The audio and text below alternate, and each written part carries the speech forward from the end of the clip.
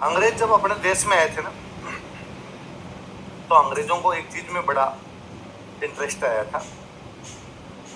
अंग्रेज अंग्रेज जब मैं बोल रहा हूँ, तब यूरोपियंस मान लीजिए, मैं सारे यूरोपियंस की बात करूँ। जब यूरोपियंस अपने देश के अंदर आए थे, यूरोपियंस में सबसे पहले अपने देश में आए थे पोर्तुगीज। कौन आए थे?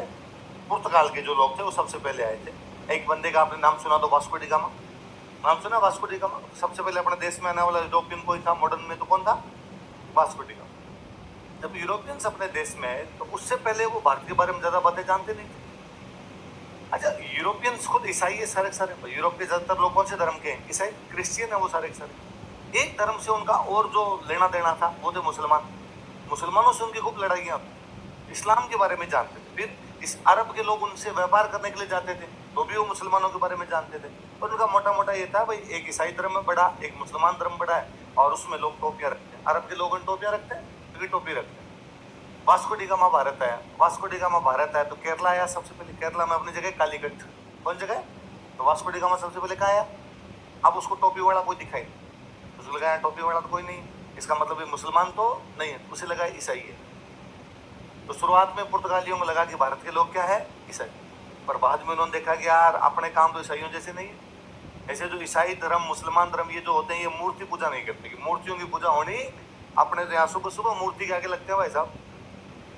तो यूरोपियंस ने कहा है तो ईसाई, पर भटके हुए ईसाई, रास्ता भटक गए, थोड़े मूर्ति वूर्ति की पूजा करने लगे, बाकी है तो ईसाई। क्योंकि टोपी तो रखते नहीं, टोपी नहीं रखते तो मुसलमान तो नहीं। और पुर्तगालियों में लेटर अपने देश में भेजे हुए कि भारत में ईसाई रहते हैं और ये क्राइस्ट की पूजा करते हैं। किसकी पूजा करते हैं? जीसस, जीसस को बोलते हैं, जीसस क्राइस्ट बोलते हैं, कि क्राइस्ट की पूजा करते हैं। और मदर मेरी की भी पूजा करते हैं। ईसा मसीह की जो मम्मी थी, जीसस की जो मम्मी थी, उनका नाम क्या था? मदर मेरी। तो मदर मेरी की भी पूजा करते हैं और क्राइस्ट की भी पूजा करते हैं। फिर अपने वालों ने समझाया कि इधर आओ रे, जिसको तुम क्राइस्ट बोल रहे हो ना, वो बोलते हैं हम कृष्ण, हम कृष्ण की पूजा करते हैं। अपने वालों से किसी से पूछा, उन्होंने भाई कहाँ जा रहे हो? अरे कृष्ण की पूजा करें, कृष्ण की पूजा। उनको लगा क्राइस्ट ही। और उनका ये जो जिसको तुम कर रहे हो ना, मदर मेरी, ना, ये तुम्हारी नहीं है, हमारी है मदर। और जो तुम्हारी मदर मेरी है, जो जीसस की मम्मी है, उनके बारे में तुम कहते हो दया की, करुणा की, वैसी देवी है वो। हमारे वाले में भी दया करुणा है, पर हमारे वाले गुस्सा भी आता है वैसा, और रौद्र रूप भी धारण करती है, झटके करवाती है, झटके पाटे करते हैं हमारे देवी के। तुम्हारे वाले देवी का, हमारे वाले देवी का सीधा सीधा कोई लेना देना। तो फिर यूरोपियंस का ध्यान गया कि इसका मतलब यहाँ पे लोग अलग प्रकार के रहते हैं। तो यहाँ पे फिर कौन है? उनको पता चला है तो हिंदू है। अब उन्होंने हिंदुओं के बारे में जानना शुरू किया, तो उनको पता लगा रहे इनके बीच तो भांति भांति के लोग हैं।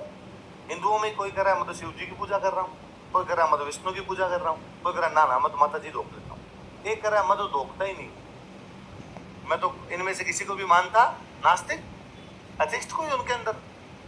अच्छा, वो थोड़ा और पता लगा, तुम्हें पता चला कि इनमें से कुछ लोग करें कि हम तो बुद्ध को मानते हैं और हम अलग है, और इनमें से कुछ लोग कहते हैं कि हम तो महावीर को मानते हैं, वो अलग है। इनमें से कुछ लोग करें कि हम तो वैसा गुरु नानक जी की बातों को मानते हैं, वो अलग है। अंग्रेजों को बड़ा इंटरेस्टिंग लगा कि यार इनके बारे में जानना चाहिए। वो अपने इन बातों को नोट करने लगे, वो अपने बारे में लिखने लगे। उनको इन सब में सबसे अधिक इंटरेस्टिंग को टॉपिक लगा, तो वो लगा बुद्ध, भगवान बुद्ध। उनको बड़ा इंटरेस्टिंग लगे। कैसे? कि उन्होंने नोटिस किया कि दुनिया में ज्यादातर देश या तो ईसाई है, या दुनिया के ज्यादातर देश मुसलमान है। अच्छा, इतने ईसाइयों के अधिक देश होने का और मुसलमानों के अधिक देश होने का क्या रीजन है? ज्यादातर देश मुस्लिम क्यों है? मोस्ट ऑफ कंट्री जो है क्रिश्चियन क्यों है? वह राजा, ये वो टाइम था जब बोलते यथा राजा तथा प्रजा, जैसा राजा होगा वैसी उसकी क्या हो जाएगी? जनता। मैं राजा हूँ, मैं ईसाई बना, और मैंने आप सबको कहा सिलेबस चेंजर है, कल से सब बाइबिल पढ़ेंगे, तो आप भी सारे सारे क्या बन गए? ईसाई। अब हमने एक सेना बनाई, सेना बना के पड़ोसी राज्य पे अटैक किया। हो सकता है उस राज्य में दूसरे धर्म के लोग रहते हो, हम गए, हमने जाकर भाई साहब या तो मार देंगे या ईसाई बनो, तो वो क्या, वो सारे क्या बन गए? ईसाई। ये क्या इस्लाम मेरा? एक राजा बना तो उसने अपनी जनता को भी क्या बना लिया? मुसलमान बना लिया। दुनिया में तीसरा धर्म जो इनके बाद में फला फूला है, इसके बाद जिसका विस्तार व एक्सपांड किया जिसने, वो है बुद्धिज्म। वो कौन सा है? तो अंग्रेजों को ये लगा कि बुद्धिज्म में भी ऐसा ही हुआ होगा, एक राजा बुद्ध बना होगा और बाद में उसने जनता कहा कि लो भाई साहब तलवार लगा रहा हूँ गले पे, चुपचाप बुद्ध बन जाओ, इसलिए बुद्ध बन गए होंगे लोग। पर बाद में अपने लोगों ने समझा कि ना भाई साहब, बुद्ध ने तो कहा था युद्ध मत करो। बुद्ध का तो मूल सिद्धांत है अहिंसा। क्या सिद्धांत है? Non violence. वो अहिंसा की बात करते थे। तो फिर अंग्रेजों ने कहा तो यार ये भारत में बुद्धिस्ट रहते हैं, Nepal, Bhutan, China, Taiwan, Mongolia, Hong Kong, Macau, Tibet, Burma, Sri Lanka, Indonesia, Malaysia, Singapore, Korea, Japan, इन सब में बुद्धिस्ट कैसे गए? ठीक है, भारत में होंगे तुम्हारे बुद्ध, नेपाल में हो गए होंगे, फिर उधर कैसे गए? तो हमने कहा भाई कुछ बुद्धिस्ट मॉन्क थे, मॉन्क समझो, भिक्षु ज्ञानी लोग थे, और उन्होंने बुद्धिज्म की बुक लेके श्रीलंका गए। भाई साहब हमारे पास एक बहुत अच्छी बुक है, इसको पढ़ो। और श्रीलंका वालों ने बुद्धिज्म की बुक पढ़ी, उन्होंने कहा अरे यार गजब है, हम भी इसको माने। उन्होंने बुद्धिज्म को फॉलो किया। कुछ लोग चीन गए, कुछ लोग तिब्बत गए, कुछ लोग मंगोलिया गए, कुछ लोग जापान गए, और उन लोगों ने हमारे बौद्ध धर्म का प्रसार किया, प्रोपेगेट किया वहां पे। अंग्रेजों को इस बात में बड़ा इंटरेस्ट आया, एक व्यक्ति जिसने कुछ नॉलेज की बातें बताई, बाकी लोगों ने उसको फॉलो करना शुरू कर दिया बिना किसी डर के। वह व्यक्ति जिसने नॉन वायलेंस की बातें की, उसको पूरी दुनिया ने फॉलो किया। अंग्रेजों का इस व्यक्ति के बारे में पता लगाया जाए। एक व्यक्ति अंग्रेजों का जो बुद्ध भगवान के बारे में सबसे अधिक पता लगाना चाहता था, उस व्यक्ति का नाम है अलेक्जेंडर कनिंघम। क्या नाम है?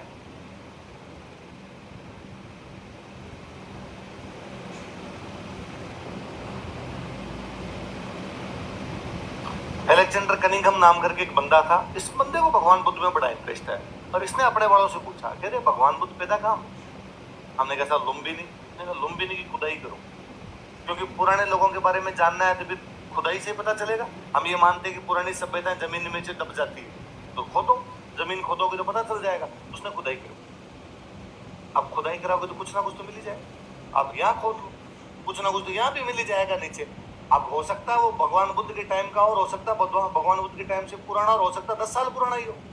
ये बिल्डिंग बनी उससे 10 साल पहले किसी ने कुछ गाड़ दिया तो वो भी मिल जाएगा नीचे। तो पर अंग्रेजों को, उस अलेक्जेंडर कनिंघम को नीचे जो कुछ मिलता वो उसको नोट करता कि भगवान बुद्ध गई। मान लो ऐसा कोई लाल धागा मिल गया उसको, तो उसने लिखा बुद्ध धर्म को मानने वाले लोग लाल धागा बांधते थे। कोई काला धागा मिल गया उसको, उसने कहा बुद्ध धर्म को मानने वाले लोग गले में काला धागा पहनते। कोई ताबीज मिल गया, उसने कहा बुद्ध धर्म के लोग ताबीज का भी प्रयोग करते थे। पर ये खुदाई करवाने का काम यदि भारत में किसी ने शुरू किया, वो बंदा कौन है? Alexander Cunningham. कौन है? और ये जमीन की खुदाई से हमें जो भी सोर्स मिलते हैं, उन सोर्स को क्या कहा जाता है? आर्कियोलॉजिकल। क्या कहा जाता है? ये जमीन की खुदाई वाला जो सेगमेंट है, इसको बोलते हैं आर्कियोलॉजी। क्या बोलते हैं? हिंदी में बोलते हैं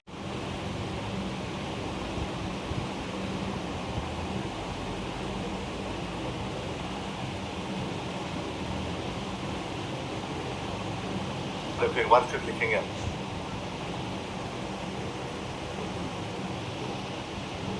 तीन सोर्स होते हैं हिस्ट्री के।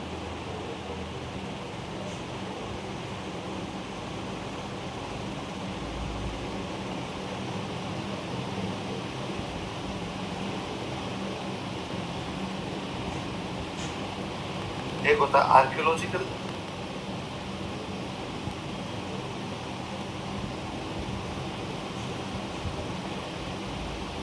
एक होता है लिटरेरी,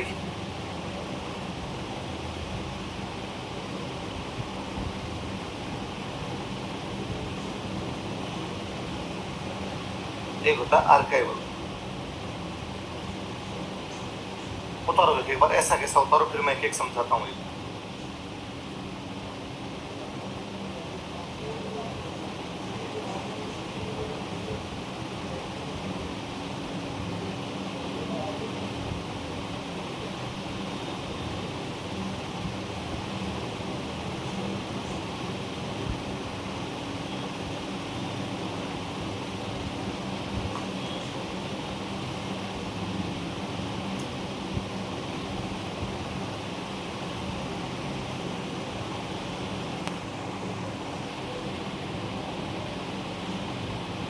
मैं इधर शुरू करता हूँ। लास्ट वाला क्या लिखा है? पूरा लिखिए। इंग्लिश वाला बोलो, पूरा लिखिए। क्या लिखा है? आर्काइवल। क्या लिखा बोलो देखिए? आर्काइव। क्या चीज बोला मैंने? आर्काइवल।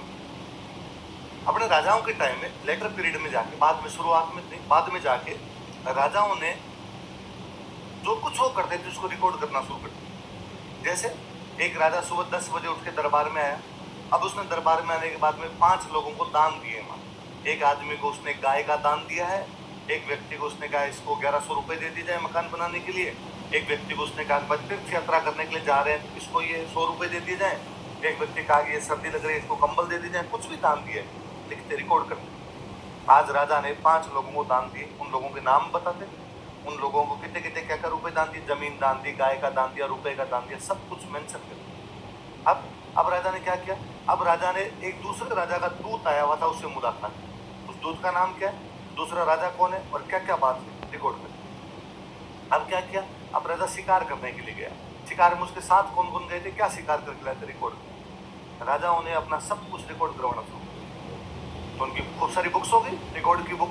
अच्छा, इवन ये भी कि राजा ने एक महल बनवाया, तो उस महल के बारे में पूरा लिखवाना शुरू किया। आज महल का निर्माण 1 जुलाई को प्रारंभ किया गया, उसके निर्माण में इतने इतने लोग आज शुरुआत की, फलान जी ने इसका उद्घाटन किया था, हमने यज्ञ किया था, यज्ञ में ये पुरोहित जी आए थे, इसमें इतने रुपए का दान दिया गया था, मकान का जो मिस्त्री है वो ये है, इसमें जो लेबर काम करेगी वो ये है, सब कुछ।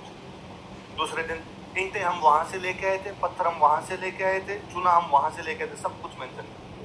लास्ट में फाइनली कंप्लीट हो गया, उसके लिखा बाकायदा उन्होंने, इस मकान को बनाने में हमारे 5,07,956 रुपये 48 पैसे लगे, पूरा मेंशन किया हो।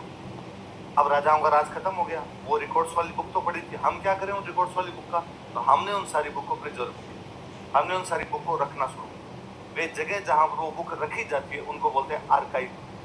क्या बोलते हैं, तो आर्काइव में जो चीज रखी रहती है उनको क्या बोलते हैं, पूरा लेख से आप ये समझ लीजिए, पूरा मतलब पुराने लेख, मतलब जो लिखा हुआ, जो पुराना लिखा हुआ राजाओं के टाइम का, वो जो लिखा गया उसको हमने क्या बोल दिया, पूरा लेख। इंग्लिश में क्या बोल देते हैं, आर्काइव।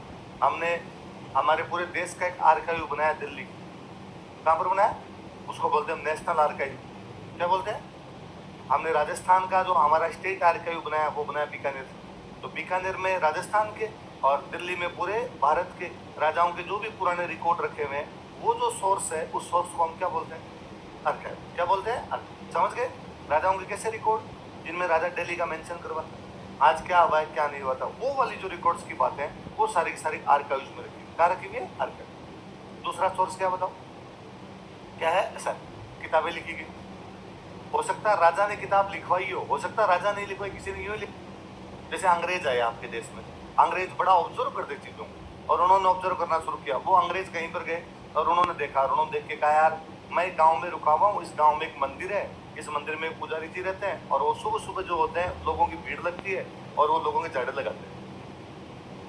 उसने लिखा, उसको इंटरेस्टिंग लगी चीज कि अरे यार इनकी ठीक है, यूँ 2-4 बार यूँ पांकड़े से मारे बंदा ठीक। उसने लिखा यार एक आदमी को सांप खा गया था, लेके आए थे पुजारी जी ने, कुछ उसका वो जो जहर था वो चूस लिया और वो बंदा ठीक हो गया था।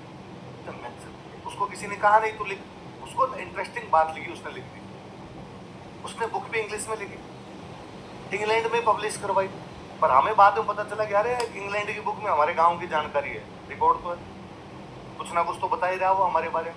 यार क्या, कभी एक बंदे का नाम सुना आपने, इब्ने बतूता, है ना, इब्ने बतूता नाम सुना था अपने, तो गाने आते हैं, इब्ने बतूता गले में जूता।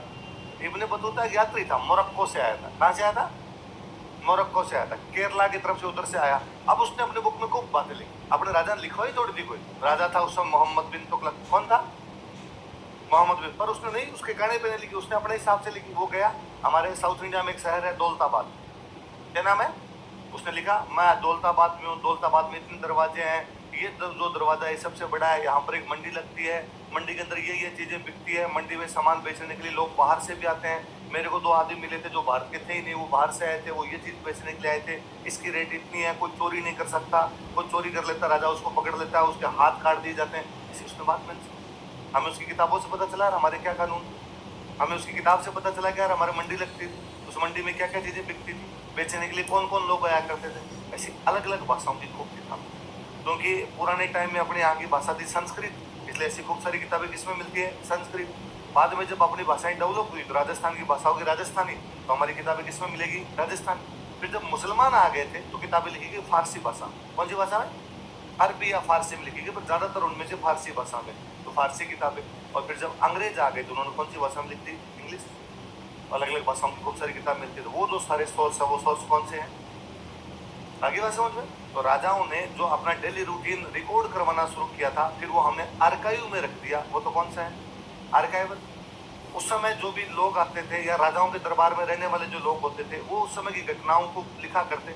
या जैसे लिटरेरी में ये भी हो सकता है कि कोई एक युद्ध हुआ, एक बड़ा युद्ध हुआ, उस पर किसी ने पूरी बुक लिखी। वो जो आर्काइवल है, उनमें रिकॉर्ड्स, उनमें छोटी छोटी बातें, जैसे मैं मेरे बारे में लिखूंगा तो मैं लिखूंगा भाई आज मैं सुबह 7 बजे वो 6 बजे उठा हूँ, मैंने मेरा नहा धोना किया है, उसके बाद मैं क्लास में गया हूँ, मैं 7:20 पर क्लास में पहुंचा हूँ, मैंने आज बच्चों से ये बात की, आज एक नया बैच शुरू हुआ, उसमें हमारे इस उम्र के बच्चे आए थे, उनमें से बच्चों से ये बात मैंने मेंशन कर दी। एक तो इस प्रकार अगले दिन का मैंने फिर मेंशन किया। डायरी, जैसे हम डायरी लिखते, अब उसमें अच्छी बातें भी और उसमें बुरी बातें, उसमें फुटकर थोड़ी थोड़ी चीजें। एक ये है कि मैं पूरा बैच कंप्लीट हो जाए और आपके पूरे बैच पर एक कहानी लिखूं, एक वो बुक है, अलग अलग है, दोनों में अंतर है। वो जो कहानी वाली बुक है वो एक प्रकार से कैसा सोर्स है, हमारा लिटरेरी सोर्स है कि विस्तार से मैंने उसमें बहुत कुछ लिखा है। मैं जो डेली का मेंशन कर रहा हूँ आपके बारे में, वो कैसा है? वो आर्काइवल सोर्स है। दो चीजें समझ में। तीसरा कौन सा बचा? पुरातत्व। इसके बारे में हम विस्तार से पूरा पढ़ेंगे। वापस हेडिंग करो, पुरातात्विक स्रोत।